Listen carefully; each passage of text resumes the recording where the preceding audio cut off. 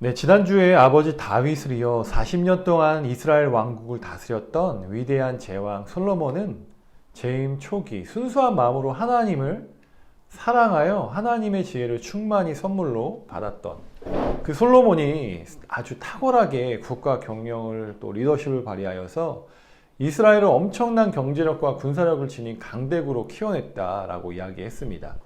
근데 이 솔로몬이 늙어가면서 그 화려한 업적들에 도취되어 서서히 마음이 하나님을 떠나기 시작했고, 이방 여인들을 수없이 왕비와 첩으로 데려오기 시작하였습니다. 이방의 여인들을 불러들인 건 괜찮았어요.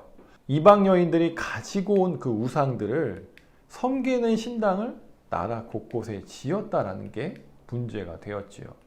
무리한 건축과 공사를 계속 진행하여서 아주 과중한 부역과 세금으로 백성을 돌보지 않았습니다. 이에 하나님께서는 솔로몬에게 경고하시며 회개를 촉구하였지만 솔로몬은 회개하지 않았습니다. 그래서 하나님께서는 이스라엘을 솔로몬을 괴롭히는 적들을 사방에서 일어나게 하셨고, 이스라엘 왕국이 솔로몬 다음 때 아들 때에서 분열될 것을 선지자들을 통해 말씀하셨습니다. 그래서 우리가 알게 되는 것은 초심을 잃어버리게 되면 사람이 얼마나 망가지게 되는지, 끝까지 회개하지 않으면 하나님의 진노가 얼마나 무서운지를 보여주십니다. 그러니까 결국 솔로몬의 타락으로 인하여서 이스라엘의 미래는 암울한 암흑기에 접어들게 됩니다. 솔로몬에 이어 왕위에 오른 르호보암은 왕위에 오르자마자 이 솔로몬의 강력한 통치에서 잠식되어 있었던 여러 가지 문제들과 또 지파 간의 갈등들이 표면화되는 상황이 생기게 됩니다. 그러니까 솔로몬 때에는 아버지 그 왕 때에는 말할 수 없었던 문제들을 솔로몬이 죽고 나자 그동안 많은 사람들이 쌓여 있고 가지고 있었던 어떤 감정과 불만들이 폭발하기 시작합니다. 그러니까 왕에 대한 민심이 바닥을 치고 있었다라는 것을 보게 되는데요.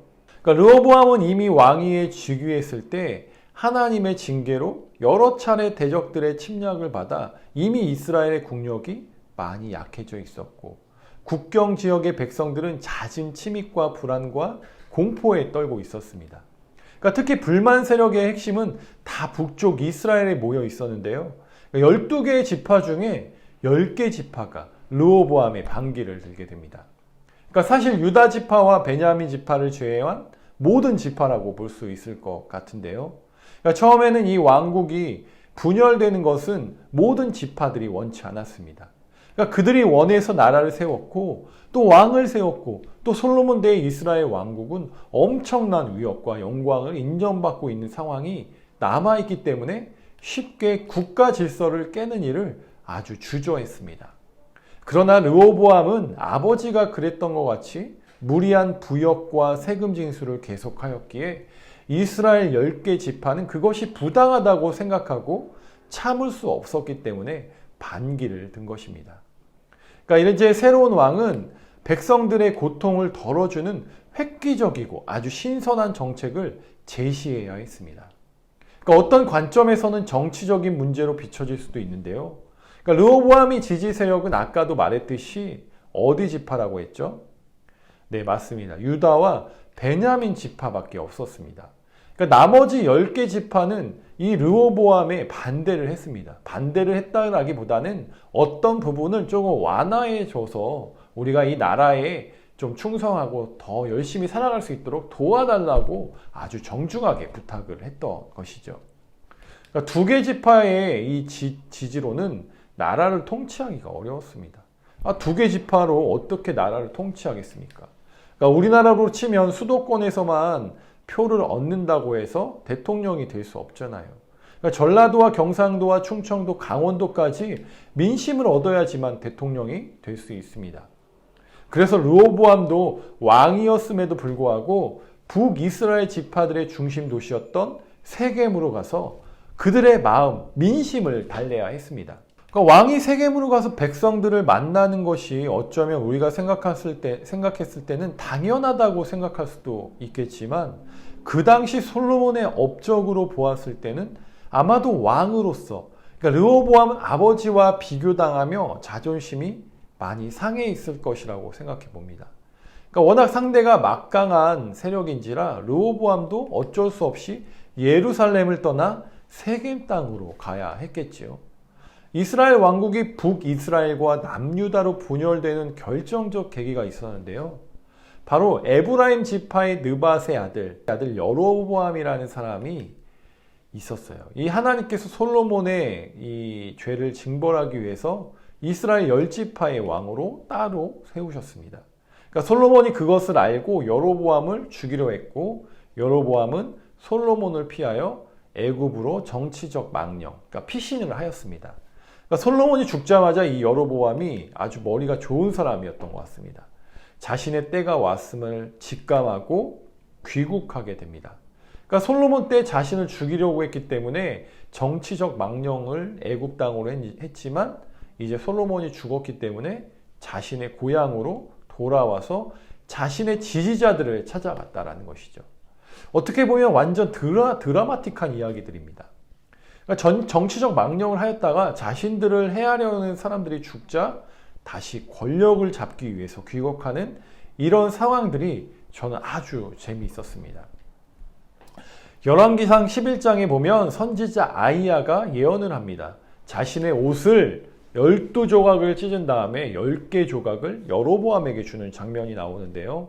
이 12조각의 옷은 12지파를 상징하고 10개 조각을 여로보암에게 주었다는 것은 유다와 베냐민 지파를 제외한 북이스라엘의 10개 지파를 상징합니다. 그러니까 이 10개 지파를 앞으로 미래에 여로보암이 다스리게 될 것이라는 것을 이 아이야가 예언하게 됩니다. 그러니까 10개 조각을 준 의미는 북이스라엘을 다스릴 왕이 될 것이라는, 분열 왕국이 될 것이라는 예언을 하게 되는 것입니다. 그래서 이 르호보암은 여로보암의 등장으로 인하여서 북쪽 지파들에게 배제를 당하게 됩니다. 그러니까 북쪽 지파는 여로보암을 지지하고 여로보암을 불러들여서 자신들의 대표로 세우게 됩니다. 그러니까 그 뒷 배경은 여로보암은 이미 솔로몬 정부 시절부터 내정의 허와 실을 속속들이 알고 있었고, 또 능력이 있었고, 말주변이 좋고 정치적 입지를 분명히 가지고 있는 사람이었기 때문에 북이스라엘 10개 지파를 하나로 묶을 수 있는 구심점이 바로 여로보암이라는 사람이었습니다. 그래서 여로보암을 일단은 대표로 세웠습니다. 왕으로 세운 것이 아니라 대표로 세워서 르호보암 왕에게 어떤 요구를 하게 됩니다. 조건은 아주 간단해요. 솔로몬 왕이 우리의 멍에를 무겁게 하였으니까 이제는 그런 고역과 고통 속에 살아가는 백성들의 어깨를 조금 가볍게 해달라는 요구였습니다. 그렇게만 하면 북이스라엘은 르호보암 왕을 솔로몬 왕처럼 잘 섬기고 따르겠다라고 제안합니다. 그러니까 우리가 생각할 때는 생각보다 어려운 문제가 아닙니다. 어려운 요구 조건이 아니에요. 충분히 솔로몬 왕 때 성전, 왕궁, 요새 그 부흥과 영광을 위해서 무리한 건축과 공사로 인하여서 오랜 세월 누적되어 온 그 백성들의 현실, 그 고통을 이미 우리는 알고 있습니다. 그래서 아마 분명히 르호보암도 백성들이 힘들다라고 하는 것을 알고 있었을 것입니다. 그래서 일단은 우리 생각으로 봤을 땐 민심을 달래고 백성들의 마음을 위로하는 것이, 나라를 통치하는 것이 어쩌면 당연한 왕의 모습이 아닐까 생각해 볼 수 있습니다. 또 북이스라엘이 아주 정중하고 솔직하게 이야기한 것을 르호보암은 지혜롭게 잘 넘길 수 있었습니다. 아, 너희들 그동안 너무 고생했다. 힘들었지. 그랬구나. 이제 조금 노동의 강도와 세금 징수를 줄여줄게. 이렇게 했으면 좋았을 텐데, 이 르호보암도 40년 동안 배운 것이